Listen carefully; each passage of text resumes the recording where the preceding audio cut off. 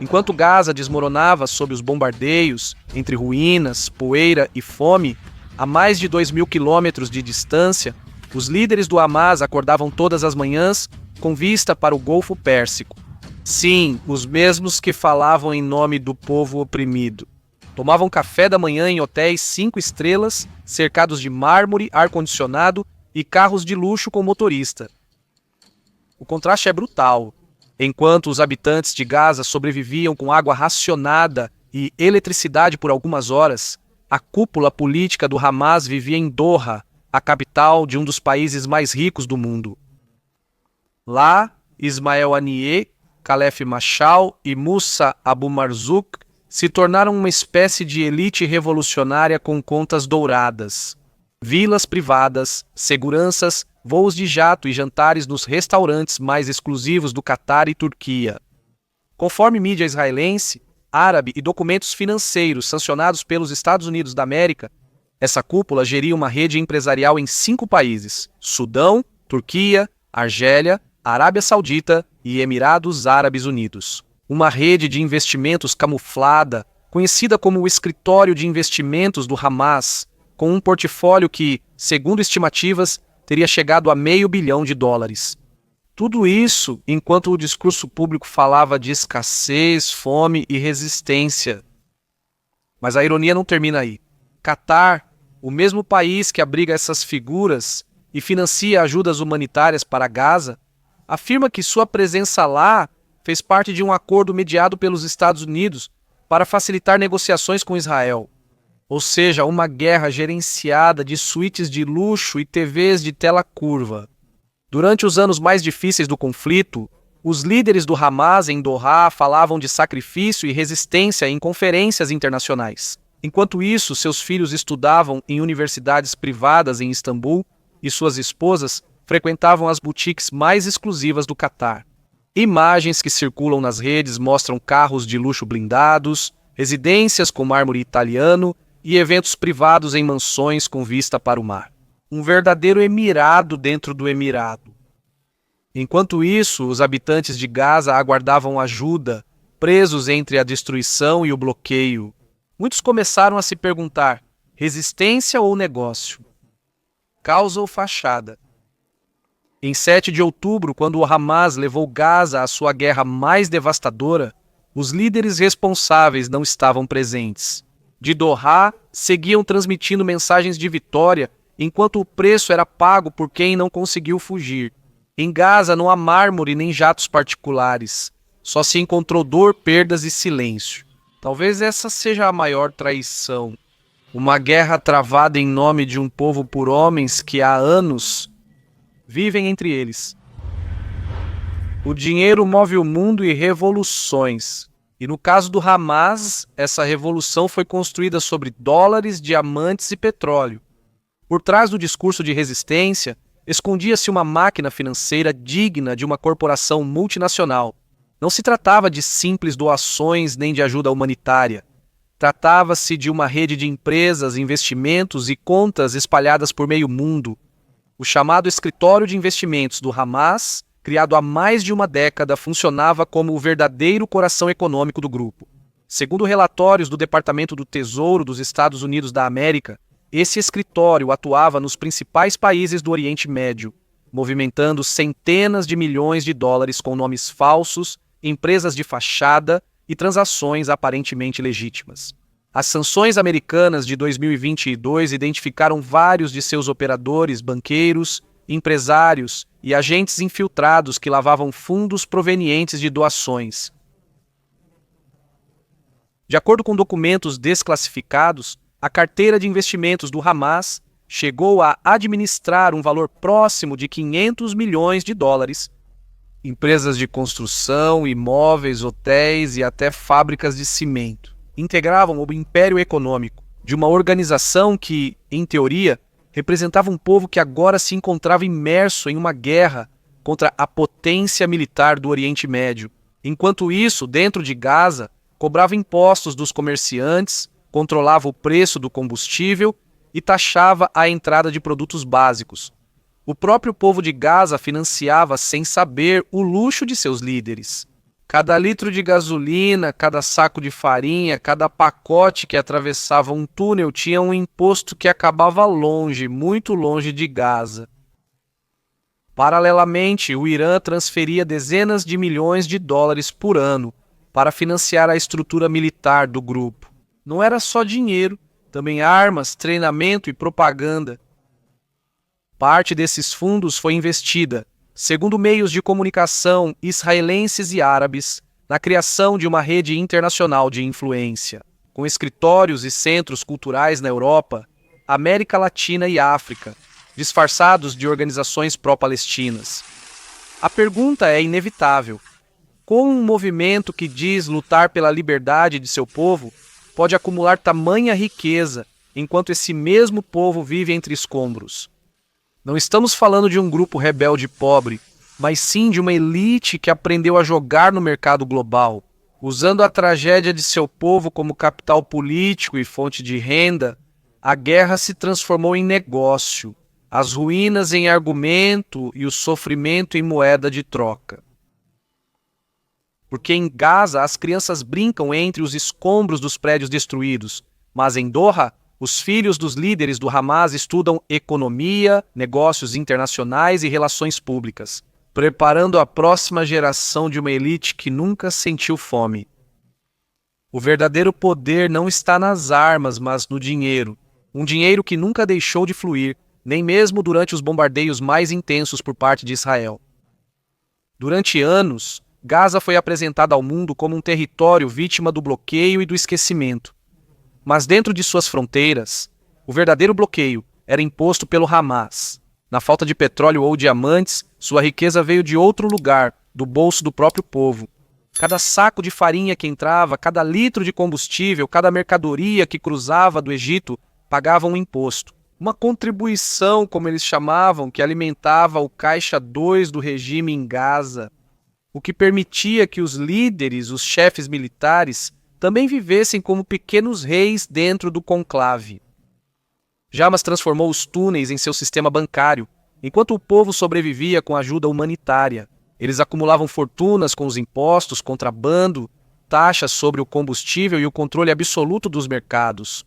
Nada entrava ou saía sem que o movimento pegasse a sua parte. Essa rede de arrecadação interna financiou não só sua máquina militar, mas também o estilo de vida de seus líderes. Enquanto Gaza contava as horas de eletricidade e racionava a suja água, os líderes do Hamas mantinham seus escritórios climatizados, carros de luxo e contas no exterior. E assim, durante anos, o Hamas conseguiu manter seu controle sobre a faixa, comprando lealdades, pagando seus milicianos e reprimindo aqueles que ousavam denunciar a corrupção. A resistência se transformou em uma economia paralela, uma espécie de negócio disfarçado de causa. Em 7 de outubro de 2023, tudo mudou. Em um único dia, o Hamas arrastou não só Gaza, mas também Israel, para uma das guerras mais destrutivas e dolorosas de toda a história moderna. No Oriente Médio, milhares de mortos, famílias inteiras destruídas e 2 povos marcados pelo horror. Israel, abalado pelo massacre inicial, respondeu com uma ofensiva que acabou devastando grande parte do enclave. Grande parte da infraestrutura criada por Israel enquanto administrava a faixa mudou bastante em relação ao que era antes. Um dia, Gaza ficou praticamente arrasada. E, no entanto, o mais absurdo é que tudo isso poderia ter sido evitado, porque tudo o que o Hamas precisava fazer era entregar os reféns e depor as armas. Israel ofereceu várias oportunidades para parar a guerra, mediações internacionais e acordos temporários. Mas a teimosia do Hamas, sua obsessão por manter o poder a qualquer custo, prevaleceu. Eles escolheram a destruição.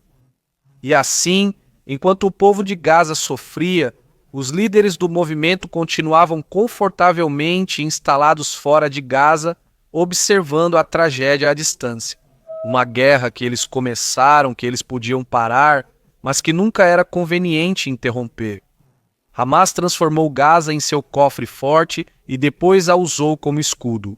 A população civil foi sua moeda de troca, sua justificativa, seu cenário, e hoje, quando a fumaça mal começa a se dissipar, a pergunta continua sendo a mesma: Quanto mais Gaza terá que pagar pelos erros de poucos que nunca conheceram a fome nem a perda?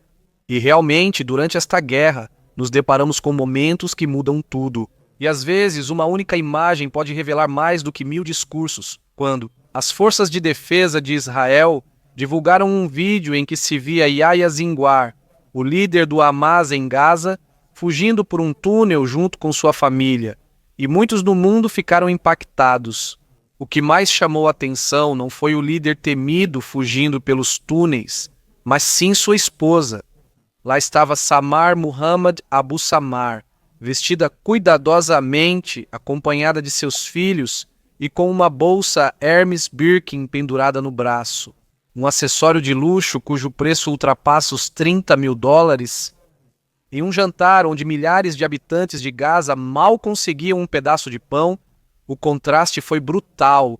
Enquanto o povo sobrevivia entre escombros e fome sob os intensos bombardeios de Israel, a esposa do homem que os havia levado à guerra escapava pelos túneis subterrâneos. Com um símbolo do luxo europeu em suas mãos, essa bolsa, mais do que um detalhe, tornou-se uma metáfora. Representava a distância entre os líderes e seu povo, entre o discurso de resistência e a realidade daqueles que pregavam. A que ela havia levado, a imagem se espalhou como pólvora nas redes sociais e na mídia internacional, sem falar nas redes árabes. Alguns justificaram, outros negaram, mas para milhões de pessoas foi a confirmação do que durante anos foi denunciado. A cúpula do Hamas nunca viveu como seu povo, e muito menos se importava com como eles viviam. Pouco depois, relatórios vazados afirmaram que a esposa de Sinwar conseguiu sair de Gaza com documentação falsa, chegando à Turquia junto com seus filhos. Segundo a mídia israelense, ela teria se casado novamente e atualmente vive no exterior. Nada disso é por acaso. É o reflexo de uma elite que se protege, enquanto os outros ficam enterrados sob os escombros de uma causa que já não lhes pertence. O próprio Sinwar, considerado o homem mais procurado em Gaza, desapareceu por meses, na rede de túneis que seu movimento havia construído com o cimento que deveria ser usado para casas e hospitais. Enquanto seu povo morria, ele se escondia e sua família fugia. Essa cena da bolsa no túnel marcou um antes e um depois.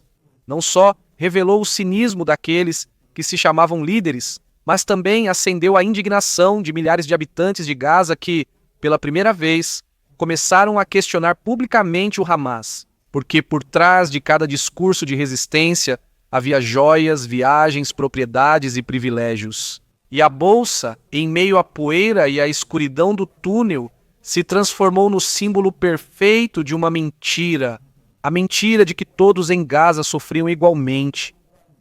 Foi assim que durante 2 anos o mundo inteiro gritou por Gaza.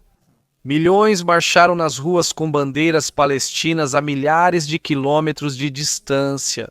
Na América Latina, Estados Unidos, Canadá e Europa, exigindo um cessar-fogo, denunciando o que chamaram de genocídio, limpeza étnica ou até mesmo a provocação de uma fome sistemática. Mas enquanto os gritos enchiam as praças, algo muito mais sombrio se movia por trás das cortinas. O Hamas conseguiu o que nenhum grupo terrorista havia conseguido antes. Transformaram uma guerra local em uma causa global. A estratégia deles foi simples e eficaz: controlar a narrativa.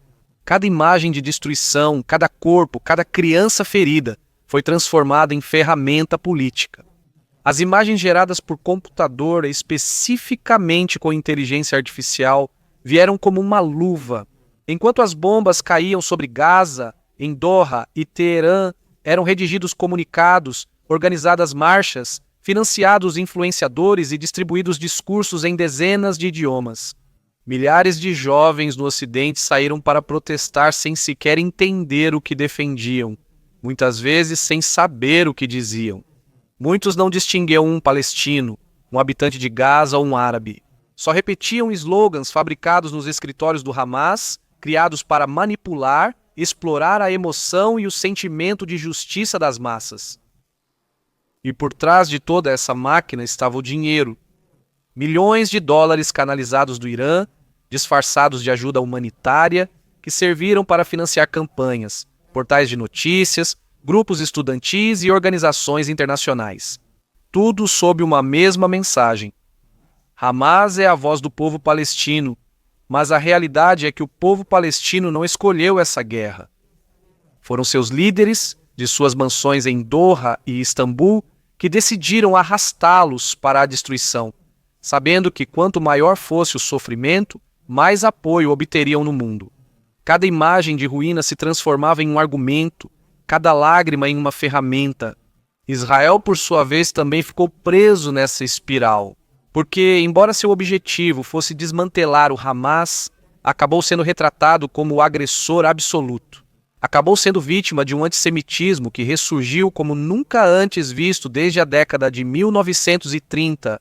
O discurso pró-palestino começou a tornar o mundo um lugar inseguro para o povo judeu, inseguro para as comunidades judaicas que viviam no exterior.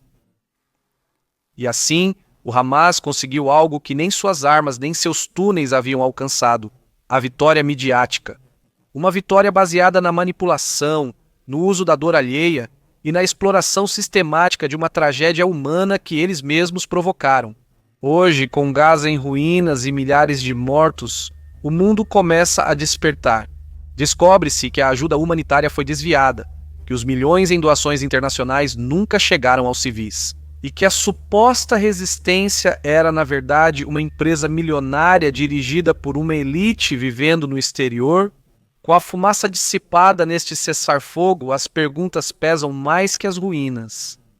Quantas vezes um povo pode ser destruído em nome de sua libertação?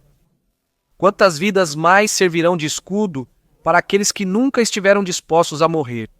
Hamas prometeu liberdade, mas deixou apenas desolação. Prometeu vida, vitória e só entregou morte. Prometeu dignidade e acabou mostrando seu verdadeiro rosto, o de uma organização que transformou a fé e a esperança do seu povo em um negócio. Enquanto Gaza ainda chora seus mortos, os líderes que a arrastaram para a guerra continuam em suas mansões de mármore, longe do barulho, longe da dor, esperando o momento perfeito para voltar a falar de resistência. Inscreva-se e ative o sininho para receber novos conteúdos. Deixe seu like antes de sair. Até mais!